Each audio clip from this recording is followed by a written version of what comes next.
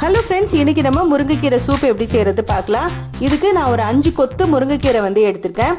இதை நல்லா தண்ணியில வாஷ் பண்ணிட்டு இதை நல்லா உருவி ஃபுல்லா கிளீன் பண்ணணும்னு அவசியம் கிடையாது. கொஞ்சம் தண்டோட இருந்தாலும் பரவாயில்ல, பட் நல்லா வாஷ் பண்ணிட்டு அது உள்ள சேர்த்துக்கலாம்.